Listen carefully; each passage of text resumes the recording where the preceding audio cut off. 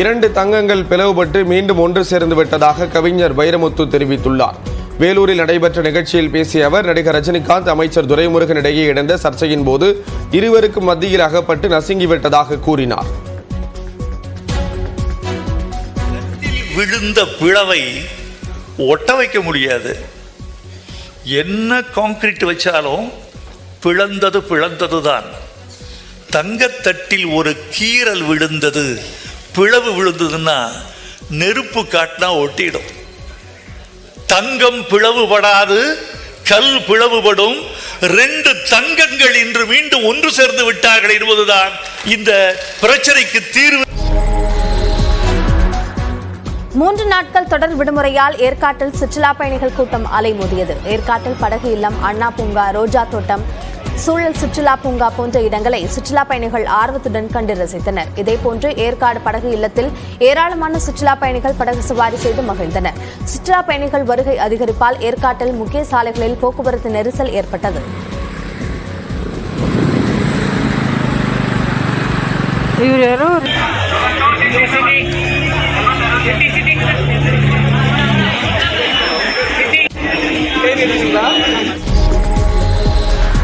சென்னை பூந்தமல்லி அருகே வேலப்பன் சாவடி குப்பை மேட்டில் தீப்பற்றி கரும்புகை எழுந்ததால் வாகன ஓட்டிகள் அவதியடைந்தனர். வேலப்பன் சாவடி சிந்தி கல்லூரி அருகே காலி இடத்தில் கொட்டி வைக்கப்பட்டிருந்த குப்பை மேட்டில் தீப்பற்றியது. இதனால் அந்த பகுதியே புகை மண்டலமாக காட்சியளித்தது. கரும்புகையால் எதிரே வரும் வாகனங்கள் தெரியாத சூழ்நிலை ஏற்பட்டது. மேலும் கண்ணெரிச்சல் மற்றும் மூச்சு திணறல் ஏற்பட்டதால் வாகன ஓட்டிகள் மற்றும் அப்பகுதி மக்கள் கடும் அவதிக்கு உள்ளாகினர்.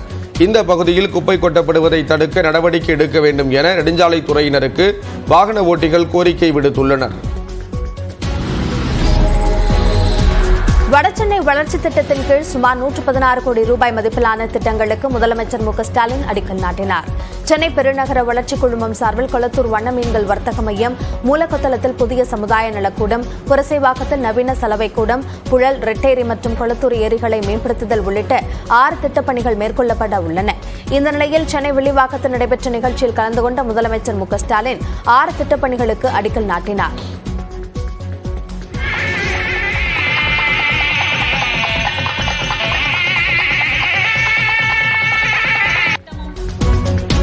இதேபோன்று அயனாவரத்தில் கட்டப்பட்ட நவீன சலவை கூடம், நியாய விலைக் கடைகள், கொளத்தூரில் உணவுப் பொருள் வழங்கல் மண்டல உதவி ஆணையர் அலுவலகம் மற்றும் புதிய வட்டாட்சியர் அலுவலகம் ஆகியவற்றை திறந்து வைத்தார். சென்னை செம்மஞ்சேரியில் உள்ள அரசு ஆரம்ப சுகாதார நிலையத்தில் மருத்துவர்கள் பணியில் இல்லாததால் நோயாளிகள் மற்றும் பொதுமக்கள் வாக்குவாதத்தில் ஈடுபட்டனர். செம்மஞ்சேரி சுனாமி குடியிருப்பு பகுதியில் உள்ள அரசு ஆரம்ப சுகாதார நிலையத்தில் பணியாற்றிய மருத்துவர்கள் கிருஷ்ண ஜெயந்தி விடுப்பில் சென்று விட்டதாக கூறப்படுகிறது.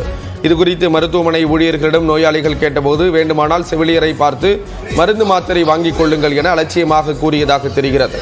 இதனால் ஆத்திரமடைந்த பொதுமக்கள் மருத்துவமனை பணியாளரிடம் வாக்குவாதத்தில் ஈடுபட்டனர். இதனால் அங்கு சிறிது நேரம் பரபரப்பு நிலவியது.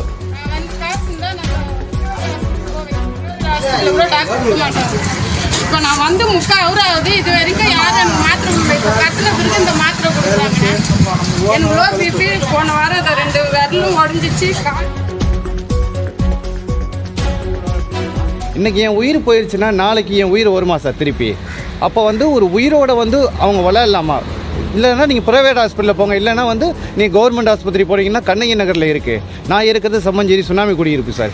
அங்கேருந்து பார்த்தீங்கன்னா 9 கிலோமீட்டரில் இருக்கிற கண்ணகி நகரில் இருக்கிற கவர்மெண்ட் ஹாஸ்பிட்டலுக்கு என்னால் உடம்பு சரியில்லை. நான் எப்படி சார் அந்த ஹாஸ்பிட்டலுக்கு போய் நான் பார்க்க முடியும்? மதுரை மீனாட்சி அம்மன் கோயிலில் சாமி தரிசனத்திற்கு சென்றபோது கோயில் அதிகாரிகள் இந்து என்பதற்கான சான்றிதழ் கேட்டதாக நடிகை நமிதா குற்றம் சாட்டியுள்ளார். மதுரையில் செய்தியாளர்களிடம் பேசிய அவர், இதுபோன்று மற்ற பக்தர்களுக்கு நடக்கக்கூடாது என்று கூறினார். ஹிந்துவா? நான் சொன்னேன், நான் ஹிந்து. ஏன்? இல்லை கொஞ்சம் கன்ஃபியூஷன் இருக்கு, அப்படி அவ்வளோதான். அப்புறம் மறுபடியும் நான் 10 நிமிஷம் வெயிட் பண்ணிட்டு இருக்கேன், என்ன போயிட்டு இருக்கு. அப்புறம் நான் ஐயோ 20-25 நிமிஷம் ஆயிடுச்சு, இப்போ இவ்வளோ வெயிட் பண்ண முடியும். அப்புறம் தான் என் ஹஸ்பண்ட் போய் பேசியாச்சு. எல்லாம் அதிகாரிக்கு அதுதான் என்னோட ரிக்வெஸ்ட். இது அம்மனோட கோவில், எல்லாம் அம்மனோட தர்ஷனுக்காக வந்துட்டு இருக்கோம், எல்லாம் டிவோட்டீஸ். ஸோ நீங்கள் பத்திரமா எல்லாருக்கும் பார்த்துக்கோங்க, அதுதான் என்னோட மெயின் மெசேஜ். நடிகை நமிதாவின் குற்றச்சாட்டை தொடர்ந்து மீனாட்சி அம்மன் கோயில் தரப்பில் விளக்கம் அளிக்கப்பட்டுள்ளது. அதில் கோயிலுக்கு பிரபலங்கள் வரும்போது சந்தேகம் இருந்தால் பணியாளர்கள் அவர்கள் சார்ந்த மதம் குறித்து கேட்பது உண்டு என்றும், அந்த வகையில் கோயில் பணியில் இருந்த பொறுப்பு அதிகாரி நடிகை நமிதாவிடம் மதம் சார்ந்த விவரங்களை கேட்டுள்ளார் என்றும் தெரிவிக்கப்பட்டுள்ளது. நடிகை நமிதா தரப்பில் அவரது கணவர் இந்து என்றும், இந்து முறைப்படி திருப்பதியில் திருமணம் செய்து கொண்டதாகவும் விளக்கம் அளித்ததாக தெரிவிக்கப்பட்டுள்ளது. அதைத் தொடர்ந்து நடிகை நமிதா மற்றும் அவரது கணவர் அம்மன் சன்னதிக்கு அனுப்பி வைக்கப்பட்டனர் என்றும் கோயில் நிர்வாகம் தரப்பில் தெரிவிக்கப்பட்டுள்ளது. திருவாரூர் மாவட்டத்தில் 9 ஹெக்டேர் பரப்பளவில் தமிழ் வாழ்க்கை எனும் வார்த்தையின்படி அலையாத்திக்காடு வாய்க்கால்கள் அமைக்கப்பட்டுள்ளன. சுனாமி, புயல் போன்ற இயற்கை சீற்றங்களை தாங்கும் வகையில் முத்துப்பேட்டை வனப்பகுதியில் 12,000 ஹெக்டேர் பரப்பளவில் அலையாத்திக்காடுகள் அமைக்கப்பட்டு வருகின்றன.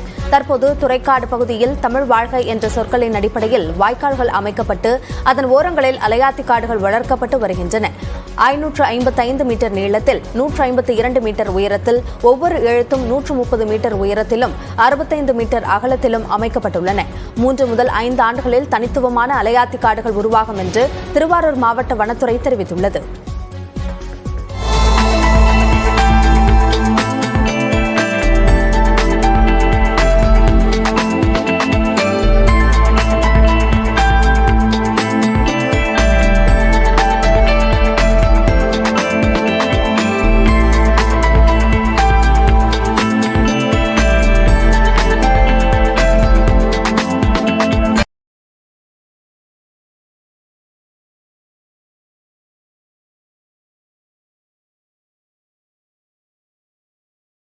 புத்தூரில் நடந்த மாநில அளவிலான கராத்தே போட்டியில் மதுரை, தேனி, திண்டுக்கல், ராமநாதபுரம், சிவகங்கை, திருநெல்வேலி, கன்னியாகுமரி உள்ளிட்ட 14 மாவட்டங்களில் இருந்து 800க்கும் அதிகமான பள்ளி மாணவ மாணவிகள் கலந்து கொண்டு திறமைகளை வெளிப்படுத்தினர்.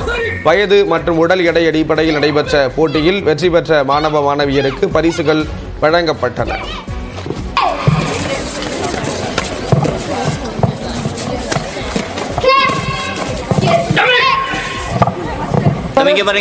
கொஞ்சம் உள்ள வாங்க மேடம், கொஞ்சம் உள்ள வாங்க.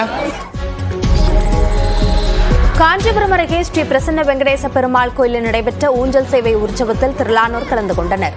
கிருஷ்ண ஜெயந்தி விழாவையொட்டி காஞ்சிபுரம் மாநகராட்சி சேக்குப்பேட்டை நடுத்தரு பகுதியில் உள்ள ஸ்ரீ பிரசன்ன வெங்கடேச பெருமாள் திருக்கோயிலில் ஊஞ்சல் சேவை நடைபெற்றது. பின்னர் வீதி உலா வந்து பக்தர்களுக்கு வெங்கடேச பெருமாள் காட்சியளித்தார்.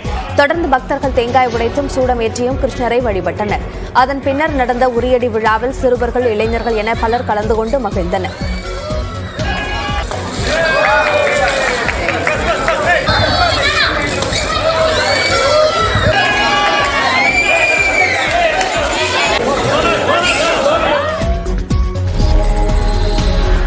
புதுக்கோட்டை விட்டோபா பெருமாள் கோயிலில் நடைபெற்ற கோகுலாஷ்டமி விழாவில் நூற்றுக்கணக்கான சிறுவர்கள் கிருஷ்ணர் ராதை வேடம் அணிந்து வழிபாடு செய்தது காண்போரை கவர்ந்தது. பல்லவன் குளக்கரை வடபுறம் அமைந்துள்ள இந்த கோயிலில் கோகுலாஷ்டமி கோலாகலமாக கொண்டாடப்பட்டது.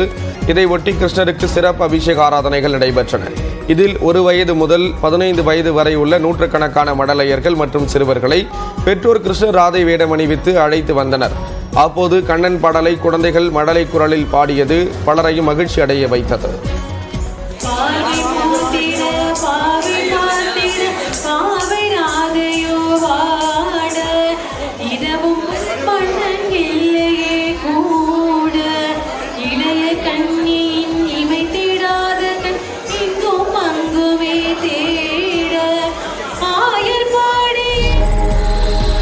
புதுக்கோட்டை மாவட்டம் அறந்தாங்கி அருகே கீரமங்கலத்தில் மது எடுப்பு திருவிழா தொடக்க நிகழ்ச்சியில் அமைச்சர் மையநாதன் கலந்து கொண்டார். ஆவணி மாத பிறப்பையொட்டி பெருமாளுக்கு பொங்கல் வைத்தும், மீனாட்சி அம்மனுக்கு பால்குடம் மற்றும் காவடி எடுத்தும், காளியம்மனுக்கு எருமைக்கிடா வெட்டியும் 4 நாட்கள் பெண்கள் மட்டும் கலந்து கொள்ளும் மது எடுப்பு திருவிழா விமர்சையாக தொடங்கியது.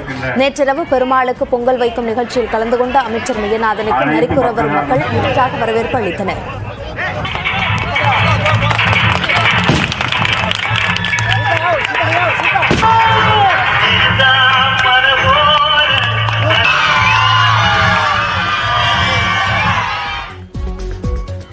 திருவிழா நடத்துவதால் மழை பெய்து விவசாயம் செழிப்படையும் என அப்பகுதி மக்கள் நம்பிக்கை தெரிவித்தனர்.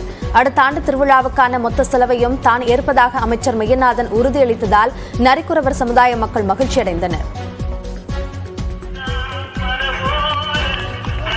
ஊர் மக்கள் நல்லா இருக்கணும், விவசாயிகள் நல்லா இருக்கணும், மழை தண்ணி நல்லா பொழியணும். ஊர் மக்கள் தொடர்ந்துதான் நாங்க பொழைக்கிறோம். நாங்க வந்து எங்களுக்கு விவசாயம் கிடையாது, இடம் பூமி சொந்தத்துல கிடையாது, சொத்து சங்கம் எதுவும் கிடையாது. நாங்க வந்து கிராமத்தை நம்பி தான் பிழைப்போம், ஊர் நம்பி தான் பிழைப்போம். அதனால மழை தண்ணி தான் நாங்க முக்கியமா வேண்டிக்கிறோம்.